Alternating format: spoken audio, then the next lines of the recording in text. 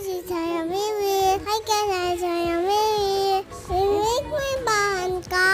Hello guys, it's me again. Ang bakit lang makulit pero mabait rin siya. Hello guys! So ako na po magtutuloy kasi ayaw na po ni Chara. So kinalayan lang po ni Mami ng blue yung rice para magmukhang head ni Stitch. Kumuha lang po si Mami ng cheese at sinape niya na po yung eyes ni Stitch at seaweed para sa mouth and nose. At ayan po, sinape na po ni Mami at nilagyan lang po niya ng mayonnaise para idikit yung seaweed na dalawa para sa mata. At nilagay na po ni Mami sa lunchbox at ang unab ko po ngayon ay egg na mukhang star and corned beef at nilagyan lang po niya ng mata at nose and mouth. Lagay din po pala si Mami na eyebrows dyan at cheeks. Lagay lang po si Mami ng seaweed sa mouth ni Stitch at ham para po sa dila. Naglagay rin po pala si Mami ng ham para sa ears niya po. Kinatsa lang po yung ham at ang fruits ko po ngayon ay grape.